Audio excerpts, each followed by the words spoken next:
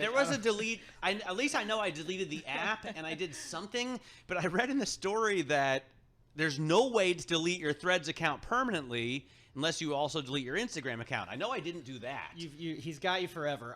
Yeah, so Threads is technically part of Instagram. So yes, you can delete the app, but you can't delete your account. They've said, and I don't know how to take this, like whether this is like whether this is just lip service or what, but they've said they're looking into ways that you could delete the account. Of course they can do it. Come on.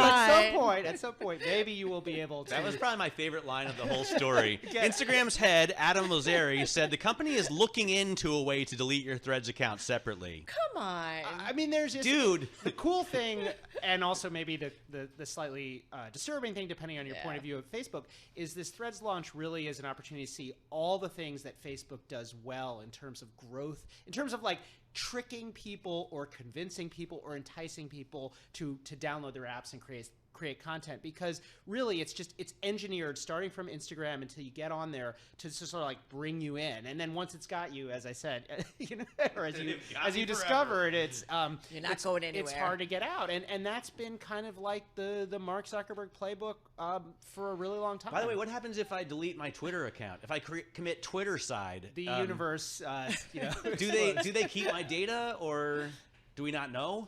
I am not sure. I think that in general, I mean, Twitter has tried to monetize the data, so I doubt that the data goes away, but you have to. They have a special place in their I'm data storage anything. areas. It's Matt Miller. So wait, because you're this amazing journalist, you obviously reached out to Twitter. What did they say to you? They sent me a poop emoji. What about Zuck, dude? I mean, that guy has been So no comment at all beyond that. up. He's prepping for a cage fight. He's in great shape. Like, what's the deal with this dude? Well, he looks great. I mean, he's inside of 40, and I think I'm sure there's some psychological things going on there, reasons why people get into cage fighting. But I think one thing that I find interesting here about this Zuck Elon kind of reality show cycle is I think it's a symptom of the way people are getting tired of this stuff, and you see Elon. I mean, the big asset Twitter has is Elon. It's that he is just endlessly fascinating. You cannot take your eyes off of him, even when he is doing stuff that is abhorrent or saying things that are crazy. And like the fact that Mark Zuckerberg is embracing that, to me, is strange and suggests that he is trying to capture a little bit of that, Elon magic. Elon magic. But of course, it's a double-edged sword, and it's so different from Zuckerberg's, previous brand. Yeah. So it's hard to know what to make of it. Well, Matt, great story. They're never letting go of you. I don't mind. Everyone can have me. Max Chapkin, thank you. What fun. He is columnist at Bloomberg Business Week. Check out the new issue on newsstands tomorrow on the Bloomberg, and of course at Bloomberg.com/businessweek. This is Bloomberg Radio.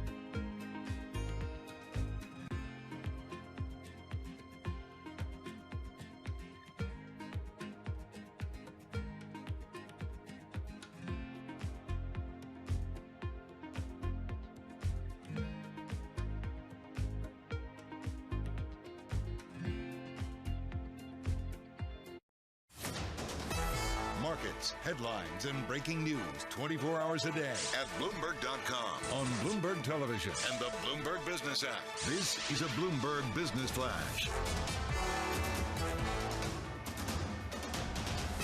It's 5:21 on Wall Street. We do check markets all day long at Bloomberg. Another move higher. Tech mega caps led today's gains. The S&P 500 top 4,500.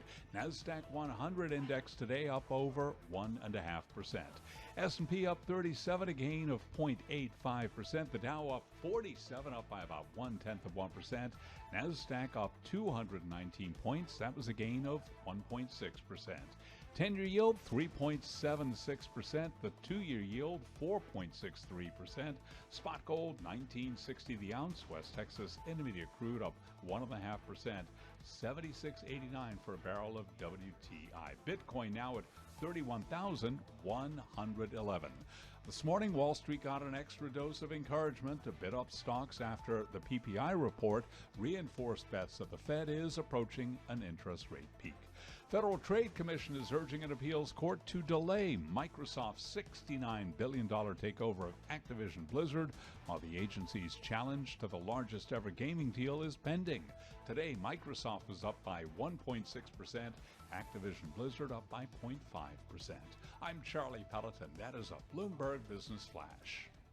All right, Charlie, thank you so much. Carol Massler here with Matt Miller on this Thursday. And we want to talk a little bit about the venture capital space. And with us, we have a perfect guest to do it, joining us here in our Bloomberg Interactive Brokers studio. And she is the head of LA-based Halogen Ventures. She's the founding partner, fourth-generation venture capitalist Jessie Draper, as we said in studio. And some of her investments have already been acquired by the likes of P&G, Twitter, and Walmart. And she is a buddy of yours. Yeah, we grew up together. Full transparency. We believe in full transparency. Exactly. And I've also always admired her dad, not just because I know him from growing up, He's but known to the Bloomberg audience. Because the whole family is so deep into venture capital. But Tim and Jesse's brother Adam got deep into Bitcoin right when I started covering it. So about 10 years ago, I guess it is. What's that environment like, growing up that way, or just?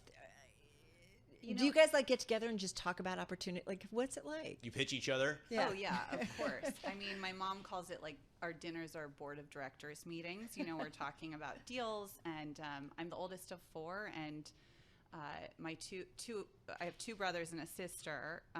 My sister is an incredible artist, Elle, but my two brothers run venture funds, and then my dad has an active venture fund as well. And so we share deals. I have great advisors around me all the time. You know, I have great people to call. We've all had very different experiences. We all have very separate venture capital funds focused on different things. But I think in terms of what I'm focused on, growing up there, my dad was always super supportive of women, and he made me feel like I could do absolutely anything. But my mom would say things like, okay, you're going on another business trip, Tim? Well, you need to take a kid. And I was the oldest, so I traveled around the world with my dad. It was this amazing thing, and I got to go to China and all these, Ukraine and all of these incredible countries and see what their kind of startup world was like. But what I realized was that I was different because I was female. And so being a